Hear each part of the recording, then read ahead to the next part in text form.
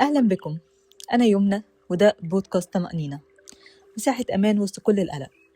أنا بشتغل مدرسة، بدي بزنس ايكونومكس وسايكولوجي، لكن قبل أي لقب أنا إنسانة زيكم، وبالأهم أم البنتين. اختياري للتدريس ما كانش صدفة. الاقتصاد علمني أفهم القرارات، البزنس علمني أفهم الضغوط والطموح، السايكولوجي قربني أكتر من الإنسان، قلقه خوفه أسئلته لم تنتهيش. بودكاست طمأنينة اتخلق من احتياج حقيقي، احتياج إني أفهم نفسي، وإني أتكلم عن القلق من غير ما أهوله، من غير ما أسيبه يتحكم فينا. هنا مش هتسمعوا نصايح جاهزة ولا كلام مثالي، هتسمعوا تجارب، تفكير بصوت عالي، حكايات عن الأمومة، الشغل، الطموح، الصراع اللي جوانا، إننا ننجح وإننا نكون مرتاحين. طمأنينة مش وعد إن القلق هيختفي، لكن وعد إنك مش لوحدك، إنك وسط الزحمة ينفع تقف شوية، نفهم نفسنا أكتر ونرحمها أكتر. دي كانت أول حلقة من طمأنينة. لو حاسس الكلام ده شبهك فأنت في المكان الصح. نشوفكم الحلقة الجاية، وخلي بالك من قلبك. أهلا بيكم.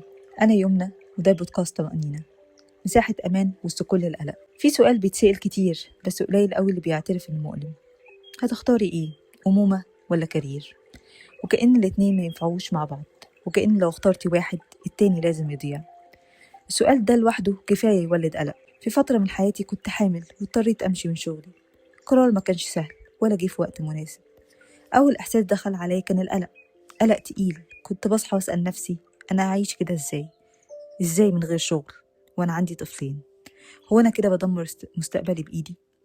وكان في صوت جوايا، صوت قاسي مش بيرحم: انت كده بتضيعي كاريرك، هتتحبسي في الأمومة، هتطحني ومش هترجعي زي الأول. الصوت ده ما كانش صوتي، كان صوت الخوف، صوت المجتمع، وصوت الشيطان لما يحب يكسر الإنسان وهو تعيس.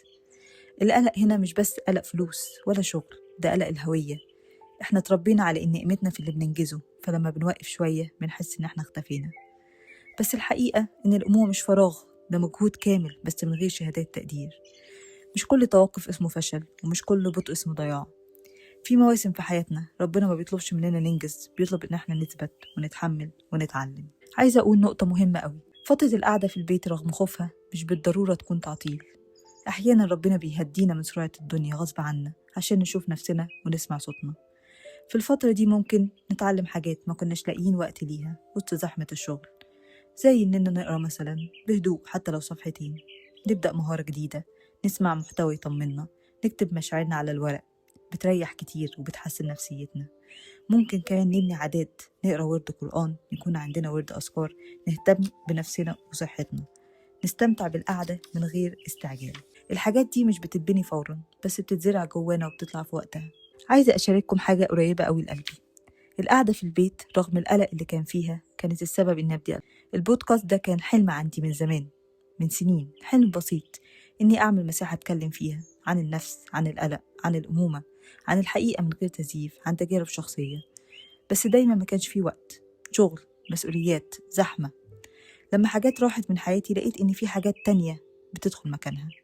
يمكن لو ما كنتش قررت إني أقعد في البيت ما كنتش بدأت، ولو ما كنتش هديت غصب عني ما كنتش سمعت الحلم اللي جوايا.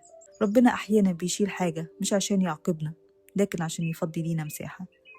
ربنا سبحانه وتعالى قال في كتابه الكريم: وعسى أن تكرهوا شيئا وهو خير لكم. خير حتى لو انت مش شايفاه دلوقتي. ربنا موجود في السعي، موجود كمان في السكون. ممكن حلم قديم يفتكرنا.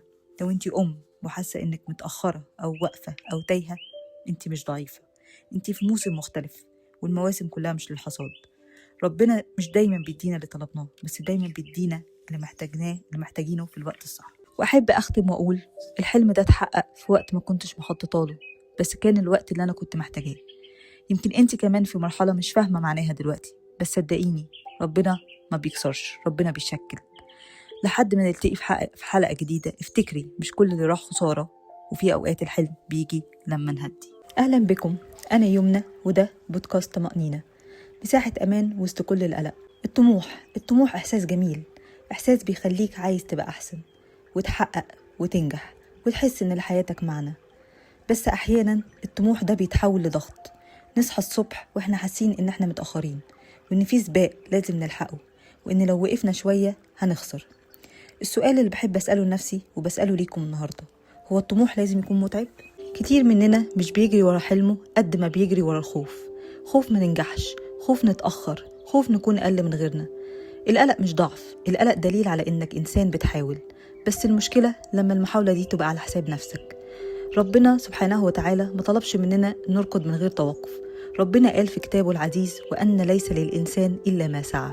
يعني نسعى لكن ما نتحرقش، نعمل اللي نقدر عليه ونسيب الباقي على ربنا. السعي مش سباق، والراحة مش كسل، والتوكل مش استسلام. في فترة من حياتي كنت شخصية عايزة كل حاجة، عايزة أكون أم شاطرة، مدرسة ناجحة، بيتي دايما متروق وكل حاجة ماشية صح. كنت بعمل حاجات كتير في نفس الوقت، أجري طول اليوم وأوصل آخر يوم وأكون منهكة تماما، وأصحى تاني وأعمل نفس الحاجات من الأول. ما كنتش بسيب لنفسي مساحة، دايما باجي عليها، على راحتي، على صحتي، وعلى مشاعري. لحد ما في يوم اضطريت أقف قدام نفسي أقول: اللي أنا بعمله ده غلط، مش عشان الطموح وحش، لكن عشان أنا بقسو على نفسي باسم الطموح. كنت فاكرة إن النجاح يعني أعمل كل حاجة في نفس الوقت، بس الحقيقة إن النجاح الحقيقي إنك تقدر تكمل من غير ما تنهار. في يوم من الأيام صحيت الصبح وأنا عندي نفس القائمة الطويلة اللي في دماغي: شغل، بنات، بيت، وحاجات كتير لازم تتعمل. زمان كنت أبدأ اليوم وأنا حاطة على نفسي ضغط، لازم أخلص كل حاجة النهاردة وأطلع من اليوم ده عاملة كل حاجة. بس اليوم ده قررت قرار مختلف. قلت لنفسي إني من الصبح مش المطلوب مني أبقى مثالية، مطلوب أبقى كفاية. نزلت بنتي للمدرسة، بعدها اخترت حاجة واحدة في الشغل أخلصها كويس، قفلت أي notifications واديتها وقتها وخلصتها وأنا مش منهكة. وقت الظهر وقفت شوية، شربت قهوتي من غير استعجال، ما حسيتش بالذنب إني مش بعمل حاجة. البيت مش كله متروق بس نضيف كفاية وصالح نعيش فيه. آخر اليوم كنت تعبانة بس مش مستنفذة، حسيت إني عشت اليوم مش عديته.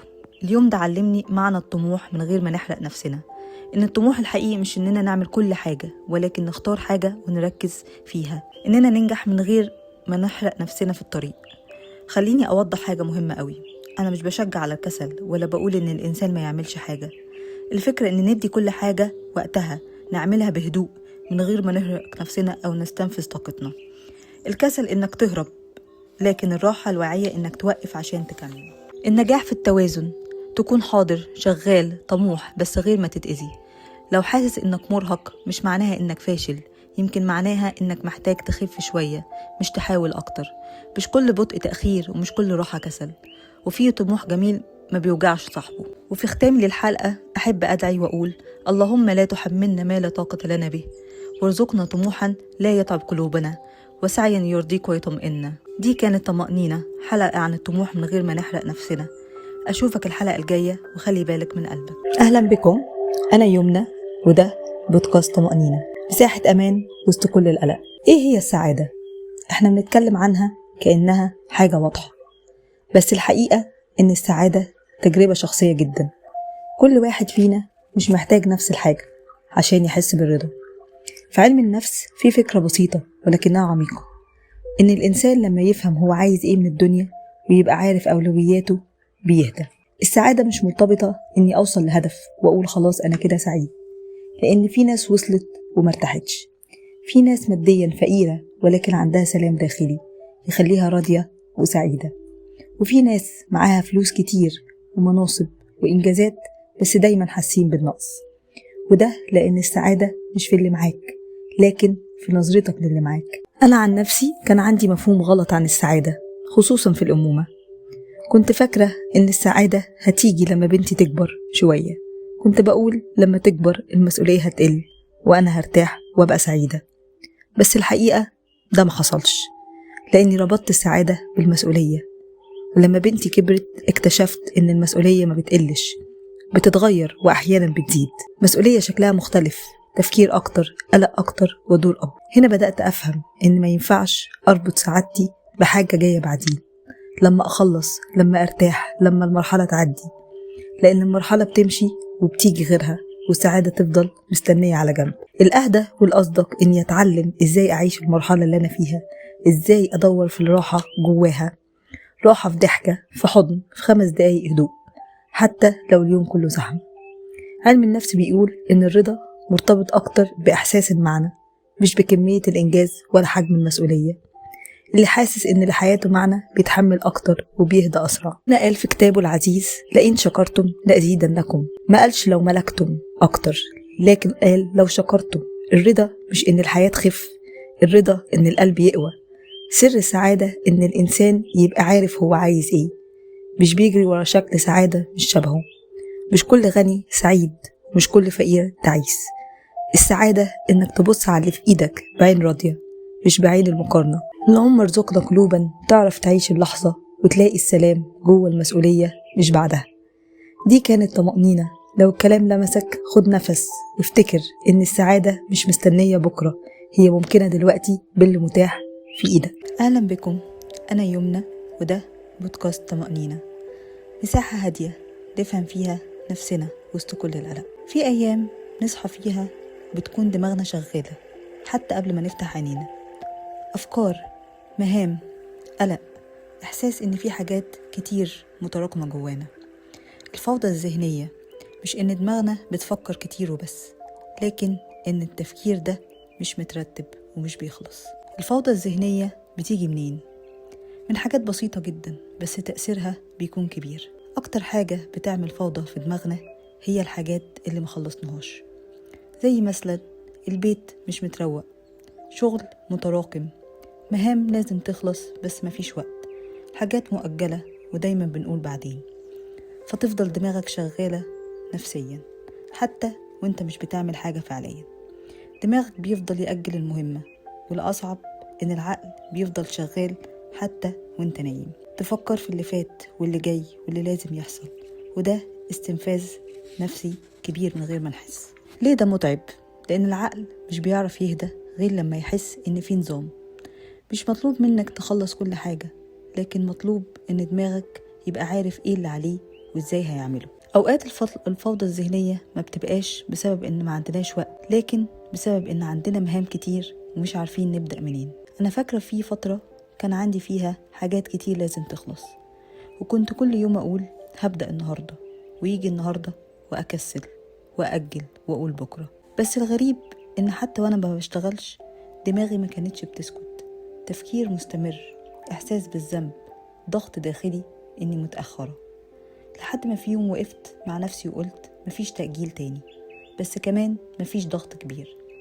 قررت أعمل حاجة بسيطة، قسمت كل المهام لأجزاء صغيرة جدا، وحددت لكل جزء وقت معين في يوم معين، مش عشان أخلص كل حاجة مرة واحدة، لكن عشان أفضي دماغي من التفكير المستمر فيها. والمفاجأة إني لما بقيت بخلص جزء صغير كل يوم، الفوضى في دماغي قلت. مش لأن المهام اختفت، لأن عقلي حس إن في نظام، في خطوة واضحة جاية. ويمكن الدرس اللي اتعلمته من التجربة دي إن الفوضى الذهنية مش دايما بسبب المسؤوليات، لكن بسبب إن مفيش خطوة واضحة قدامنا. مش لازم تنجزي كل حاجة، كفاية تعملي خطوة واحدة واضحة، لأن العقل لما بيشوف طريق بيهدى. خطوات بسيطة ممكن نعملها عشان نهدي عقلنا. أول حاجة، دايما فضي دماغك على ورق، اكتبي كل اللي في بالك من غير ترتيب. اسألي نفسك سؤال واحد بس، ايه أهم حاجة دلوقتي؟ اقعدي مع نفسك حتى لو 5 دقايق بس في صمت من غير موبايل ولا كلام. قللي كلمة لازم، مش كل حاجة لازم تكون مستعجلة. في روتين بسيط ممكن نعمله قبل النوم، اكتبي ليست صغيرة بالحاجات اللي عايزة تعمليها بكرة، مش عشان تضغطي نفسك، لكن عشان تقولي لعقلك ما تقلقش، أنا شايفة اللي عليك. وبعدها اكتبي 3 حاجات انتي ممتنة ليها حصلت في يومك، لحظة هدوء، كلمة حلوة، حاجة خلصتيها. الامتنان مش بيغير الواقع، لكن بيغير إحساسنا بيه. ربنا سبحانه وتعالى قال في كتابه العزيز لا يكلف الله نفسا إلا وسعها. يعني مش مطلوب منك تشيلي كل حاجة مرة واحدة، ولا تعيشي في سباق دائم. الطمأنينة مش إن الحاجة تخلص، لكن إنك تعملي اللي تقدري عليه وتسيبي الباقي على ربنا. الفوضى الذهنية مش معناها إنك ضعيفة ولا إنك مش منظمة، هي بس رسالة إنك محتاجة ترتيب بسيط، رحمة بنفسك، هدوء قبل النوم. مش كل حاجة تتحل النهاردة، بس كل حاجة ممكن تبدأ بخطوة. دي كانت طمأنينة. لو الحلقة حسستك إنك مش لوحدك، ده معناه إنك إنسانة طبيعية. إلى أن نلتقي في حلقة الجاية، خلي بالك من قلبك وادي نفسك حقها. أهلا بكم، أنا يمنى وده بودكاست طمأنينة، مساحة أمان وسط كل القلق. كل سنة وانتم طيبين، احنا خلاص داخلين على الشهر الكريم. وأنا حبيت الحلقة تبقى ليه علاقة برمضان. أول ما رمضان بيقرب كتير مننا بيدخل في حالة سباق، قوائم، خطط، ختمات، مقارنات، وإحساس خفي إننا لو ما عملناش كل حاجة يبقى إحنا كده مقصرين. بس خليني أقولك من البداية، رمضان مش سباق، رمضان رجوع.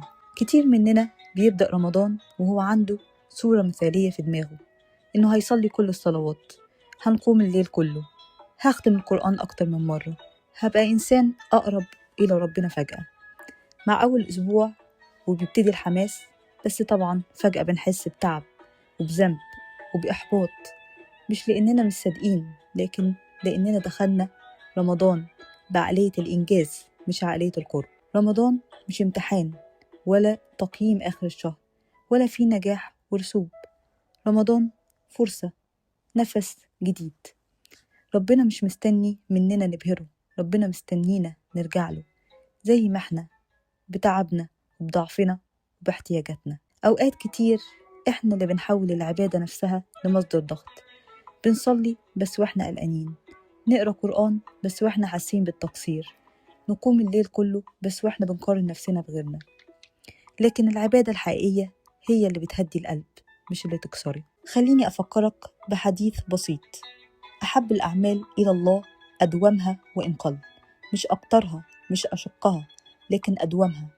يعني آيات قليلة كل يوم، دعاء صادق، صلاة بخشوع ولو قصيرة، ده عند ربنا أحسن وأقرب بكتير من مجهود كبير بينقطع بعد أيام. خليني أقولك حلول عملية ممكن تعملها من غير ضغط.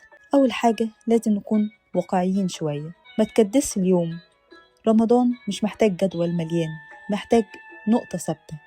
اسأل نفسك، إيه عبادة واحدة ممكن أعملها يوميا تحسسني إني قريب من ربنا؟ خليها قصيرة وواضحة وسهلة التكرار. تاني حاجة، اربط العبادة بحاجة في حياتك. العبادة مش لازم تبقى منفصلة عن يومك، دعاء وانتي بتطبخي، ذكر وانت ماشي، نية صادقة قبل أي شغل، آية واحدة قبل النوم. ربنا قريب مش مستني وقت مثالي. تالت حاجة، بلاش المقارنة. اللي انت تقدر عليه غيرك ما يقدرش، لا ظروفك ولا طاقتك ولا مرحلتك تنفع مع كل الناس. المقارنة بتكسر القلب، والقرب محتاج قلب سليم. رابع حاجة، لما تقع ما تبعدش. لو يوم عدى من غير قرآن، من غير قيام، من غير إحساس، ما تقفلش الباب. قول يا رب أنا رجعت حتى لو متأخر شوية. أنا شخصيا كنت زمان بدخل رمضان وأفضل أضغط نفسي قوي، وأطلع في آخره حاسة إني ما عملتش اللي كنت عايزاه، لحد ما فهمت إن ربنا مش عايزني أسابق نفسي، ربنا محتاج إني أعمل الحاجة بقلبي وبصدق. من يومها وأنا بقيت أدخل رمضان وأنا بس بقول يا رب قربني حتى لو بخطوة صغيرة. رمضان مش مطلوب فيه نبقى أشخاص تانيين ولا نغير حياتنا في يوم. رمضان هو دعوة هادية نرجع لحاجات اتنسينا منها، الذكر، الدعاء، السكينة، إحساس إن ربنا قريب حتى لو رجوع بسيط هو رجوع. قبل ما تنام كل يوم في رمضان اسأل نفسك سؤال واحد بس: إيه أكتر لحظة حسيت فيها إن ربنا قريب ليك النهاردة؟ مش عبادة، مش إنجاز، إحساس. افتكره واكتبه. لو دخلت رمضان وانت تعبان أو مش منظم أو حاسس إنك مش جاهز، أحب أطمنك، انت مش متأخر. رمضان مش بيقفل بابه، رمضان موجود. يا رب احنا داخلين رمضان مش كاملين ولا جاهزين ولا مثاليين، داخلين بقلوب محتاجة، متعبة، بتدور عليك يا رب. ما تردناش وما تكسرناش ولا تحملنا فوق طاقتنا. خلي رمضان ده رجوع حقيقي، حتى لو كان هادي، حتى لو كان بسيط. خد بإيدينا، احنا بس جايين نقرب. وخليني أختم وأقول، رمضان مش عايزنا نثبت إن احنا شاطرين، عايزنا نرجع. لو رجعنا بصدق حتى بخطوة واحدة ربنا هيكمل باقي الطريق معانا. كان معكم طمأنينة، مساحة نهدى فيها ونرجع من غير ضغط ومن غير خوف ومن غير سباق. أهلا بكم، أنا يمنى وده بودكاست طمأنينة، مساحة أمان وسط كل القلق. وإحنا داخلين على رمضان ناس كتير بتجهز خطط للقرآن وللصلاة وللعبادات، بس يمكن أهم عبادة بتعدي علينا بسرعة هي الدعاء.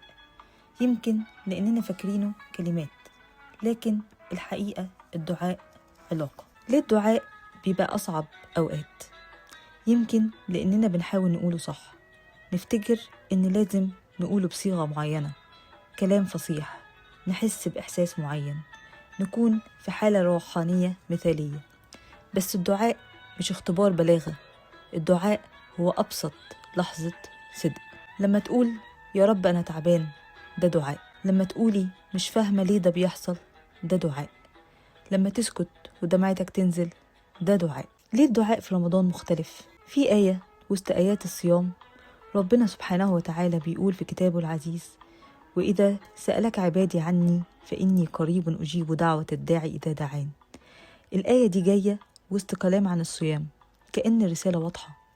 رمضان مش بس صبر على الأكل، رمضان قرب للقلب. القلب بيبقى ألين، النفس أهدى، والباب مفتوح أكتر. مش لأن ربنا بيقرب في رمضان، لكن إحنا اللي بنقرب. أوقات كتير بندعي من الخوف، يا رب ما يحصلش، يا رب ما اخسرش. لكن في دعاء أعمق، دعاء الثقة: يا رب اختار لي، يا رب طمن قلبي، يا رب لو ده خير قربه.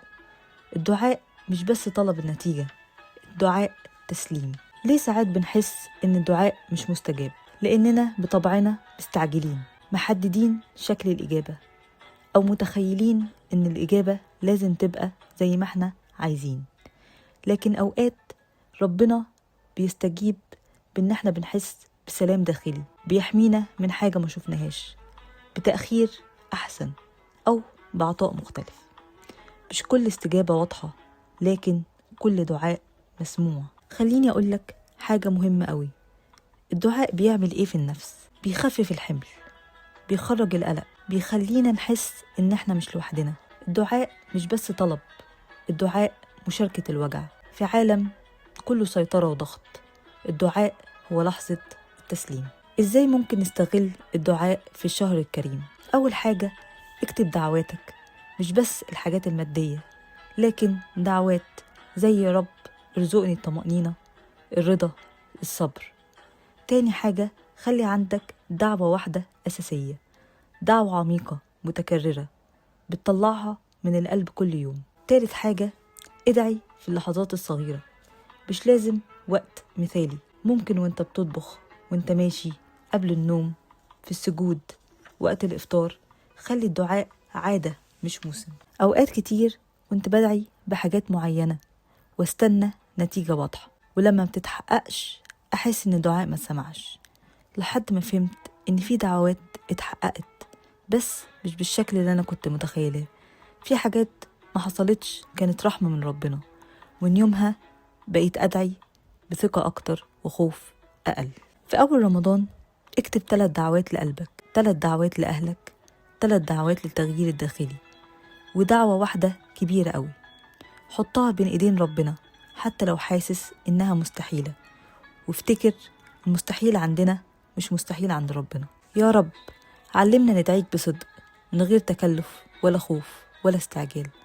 قربنا منك في رمضان، طمن قلوبنا حتى قبل ما تتحقق الدعوات، اكتب لنا الخير حتى لو ما كناش شايفينه. وخليني أختم وأقول: الدعاء مش بس كلمات محفوظة ولا لحظات مثالية، الدعاء علاقة، وكل ما العلاقة تبقى أصدق القلب بيبقى أهدى. كان معكم طمأنينة، مساحة نرجع فيها حتى لو بكلمة واحدة: يا رب. أهلا بكم، أنا يمنى، وده بودكاست طمأنينة، مساحة أمان وسط كل القلق. رمضان بيعلمنا نتحكم في شهواتنا، بس هل بيعلمنا نتحكم في مشاعرنا؟ إحنا بنبطل أكل، بس هل بنبطل عصبية؟ بنبطل شرب، بس هل بنبطل انفعال سريع؟ يمكن رمضان مش بس تدريب جسدي، هو أكبر تدريب على إدارة مشاعرنا. إيه هو الذكاء العاطفي؟ ببساطة شديدة، الذكاء العاطفي هو قدرتك إنك تفهم أنت حاسس بإيه، تسمي الشعور، تتحكم في رد الفعل، وتفهم مشاعر اللي قدامك. رمضان بيختبر ال4 خطوات دول يومياً. أول خطوة الوعي بالمشاعر. في رمضان الطاقة أقل، النوم أقل، الروتين بيتغير، فالمشاعر بتطلع أسرع، عصبية، توتر، إحباط، وده طبيعي. الذكاء العاطفي بيبدأ بجملة بسيطة: أنا متوتر، أنا مرهق، أنا محتاج راحة. تسمية الشعور بتهدي المخ. العلم بيقول إن مجرد تسمية الإحساس بيقلل حدته. في علم النفس في مفهوم اسمه تنظيم المشاعر Emotion Regulations. أحد أهم الباحثين فيه هو جيمس جروس، اللي قال إن إحنا عندنا طريقتين أساسيتين نتعامل بيهم مع مشاعرنا. أول حاجة إعادة التقييم المعرفي، يعني نغير تفسيرنا للموقف قبل ما المشاعر تكبر. تاني حاجة كبت المشاعر، إننا ندفن الغضب لكن من غير ما نفهمه، وده بيخلي التوتر يتراكم ويطلع الأقوى بعدين. خليني أحكي لك على موقف حصل معايا.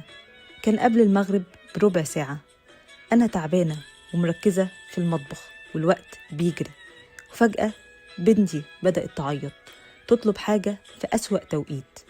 ممكن أول فكرة جت في دماغي هي مش شايفة إني تعبانة ليه دلوقتي، وكنت خلاص أنا هزعق. بس هنا افتكرت فكرة إعادة التقييم المعرفي. بدل ما أفسر الموضوع إنه استفزاز، قلت لنفسي هي مش بتتحداني، هي طفلة جعانة زهقانة بتضايقة. غيرت التفسير فهذبت المشاعر. لسه تعبانة بس مش غضبانة. نزلت لمستواها وقلت ماما تعبانة شوية بس أنا سامعاكي.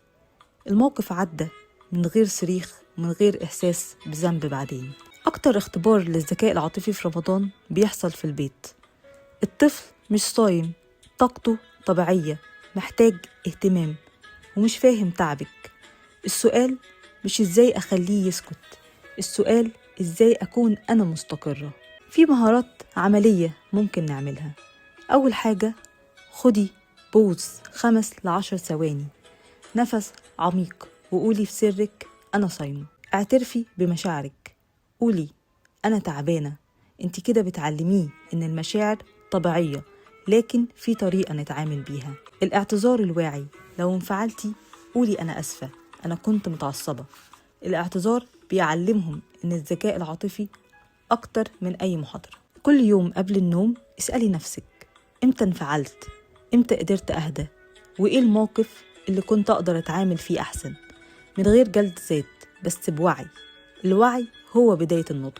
يا رب علمنا نفهم مشاعرنا قبل ما نلوم غيرنا، علمنا نهدى قبل ما نرد، واجعل رمضان ده تدريب لقلب أهدى ونفس أعمق وصبر أطول. رمضان مش بس اختبار جوع، رمضان اختبار نضج، ولو خرجنا منه بقلب أهدى وأعصاب ألين يبقى ده أعظم إنجاز.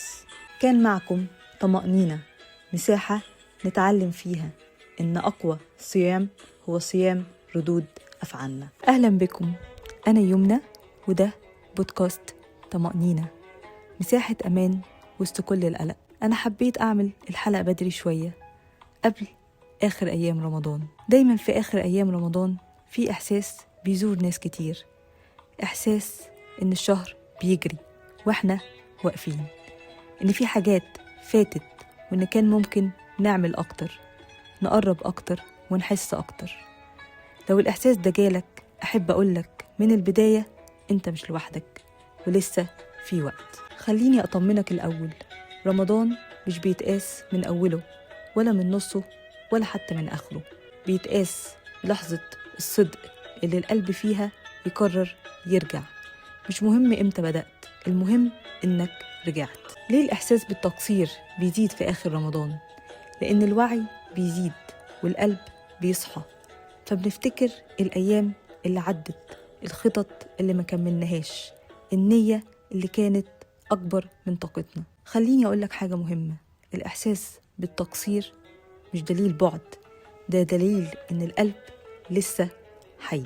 التقصير مش معناه إنك بعيد، مش معناه إنك ضيعت الشهر، ومش معناه إن ربنا مش راضي. التقصير جزء من إنسانيتنا وربنا عارف ضعفنا قبل ما احنا نعترف بيه. أواخر رمضان مش معمول عشان نلحق اللي فات ولا عشان نضغط نفسنا فجأة. أواخر رمضان معمول عشان نرجع بصدق. أواخر رمضان فيها 10 الأواخر، ليالي فيها قرب خاص، وليلة واحدة خير من 1000 شهر. يعني لحظة صدق واحدة ممكن تغير كل الأحاسيس. ربنا ما قالش اللي بدأ صح يكمل. ربنا سبحانه وتعالى قال في كتابه العزيز: قل يا عبادي الذين أسرفوا على أنفسهم لا تقنطوا من رحمة الله. يعني حتى اللي اتأخر، حتى اللي قصر، حتى اللي حس إنه بعيد، الباب لسه مفتوح. خلي الرجوع بسيط، مش مطلوب منك قيام طويل ولا ختمات ولا مجهود فوق طاقتك. الرجوع الحقيقي ممكن يكون ركعتين بصدق، دعاء من القلب، آيات قليلة، دمعة هادية، ونية صافية. أنا شخصياً كأي أم مر علي رمضانات دخلت آخرها وحاسة إني قصرت، ولكن كنت بضغط نفسي، يا إما بستسلم للذنب، لحد ما فهمت إن الذنب اللي بيبعدني عن ربنا أخطر من التقصير نفسه. ومن ساعتها بقيت أقول: يا رب أنا جاية حتى لو متأخرة، بس جاية بصدق. يا رب لو قصرنا سامحنا، ولو اتأخرنا استقبلنا، ولو تعبنا قوينا. يا رب ما تحرمناش القرب عشان ضعفنا، وما تحرمناش الرحمة عشان تأثيرنا. احنا جايين لك زي ما احنا، وانت أقرب من إنك تردنا. لو حاسس إن رمضان خلص وانت لسه واقف مكانك، أحب أقولك: ربنا ما بيقفلش الحساب بدري. الليلة اللي ترجع فيها بصدق ممكن تكون أغلى من شهر كامل مليان عجلة. مش مهم بدأت رمضان إزاي، ولا حتى مهم عملت إيه فيه. المهم القلب اللي اختار يرجع حتى في آخر الطريق. كان معكم طمأنينة، مساحة نفتكر فيها إن الرجوع دايما مقبول، وإن الرحمة أوسع من أي تقصير.